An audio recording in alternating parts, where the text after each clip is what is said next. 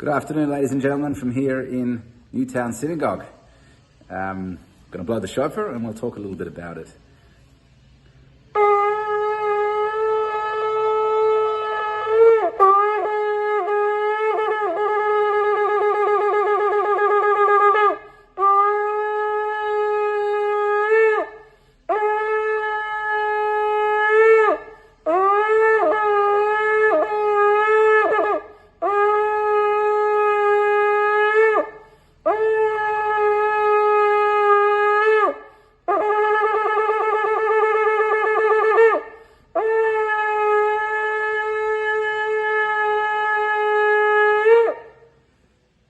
So, unfortunately, the information that's come through from the New South Wales government is such that it seems like shuls are not just going to be closed for the month of Elul, but also through Rosh Hashanah this year as well. And therefore, it's important that whoever can should get their hands on a shofar to be able to blow it on Rosh Hashanah to hear the shofar and do the mitzvah. There is a great opportunity. Chabad Youth New South Wales are providing an opportunity. If you look on their website, cyn.org.au/shofar21, and they are actually going to be posting out in the mail shofars to anybody who wants a shofar for Rosh Hashanah. And you can look up on YouTube and see the tutorials and see how to blow it. But definitely worthwhile having a crack at that, because it's important to do that mitzvah. So again, the address is www.cyn.org.au/shofar21. Now, what is the significance of blowing the shofar during this month of Elul and on Rosh Hashanah? So there are many reasons, explanations, interpretations given. I'd like to share a beautiful story of Rabbi who tells us about the story of a king. There was a king who once went hunting in the forest, and he got off his horse and saw a pool of water and decided to go for a swim, took off his clothes.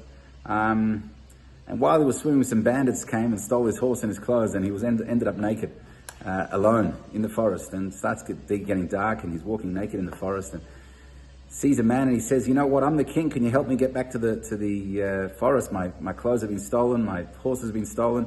Could you help me get back to the palace?" And the man laughs at him and says, "You're the king, you're walking around naked, you're a Michigan, you're probably a drunkard, I'm not going to help you." And he stops, keeps walking down, stops someone else, and the other person says, "What a joke, some naked man says he's the king, forget it." Doesn't help him. And finally, as he's walking and he's feeling very dejected, he hears the sound of a flute playing. And he comes closer and he sees there's a shepherd boy. The shepherd boy is playing the flute beautifully. He goes up to the shepherd boy and says, "I know this seems a bit crazy, but I'm actually the king, and my clothes and my horse have been stolen. Can you help me get back to the forest, to the palace?" And the shepherd boy says, "Sure, no problem."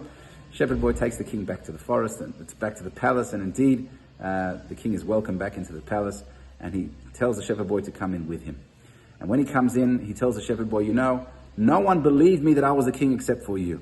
And therefore, in the merit of you believing me and looking after me, I'm going to elevate you to be one of my ministers." And he made the shepherd boy into a minister in the palace and paid him a lot of money. Unfortunately, one day, the minister did a crime, and a serious crime, to the point where he needed to be executed. And he says he wants his last wish. And he comes to the king and says, "My last wish is that before I get executed, that I should wear the clothes and play the flute that I played on the day that we met in the forest. And you, king, should wear the clothes you were wearing on that day." And the king said, "Sure, last wish, no worries." And so the king puts on those clothes, and the shepherd boy puts on his clothes and plays the flute. And the memories come flooding back to the king of how he was so alone and vulnerable in the forest, and the shepherd boy saved him.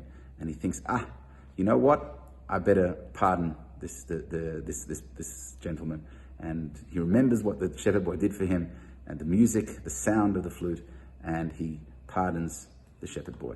And Rabbi says that's why we blow the shofar on Rosh Hashanah. We remind Hashem that maybe we've sinned, maybe we've done the wrong thing. But thousands of years ago at Mount Sinai, when the shofar blew, when all the other nations didn't want to accept the Torah, we, the Jewish people, accepted the Torah. So in the merit of our commitment to you for so many thousands of years, even though we may not be worthy now, but because of our past merits, bless us with a happy and healthy, sweet new year.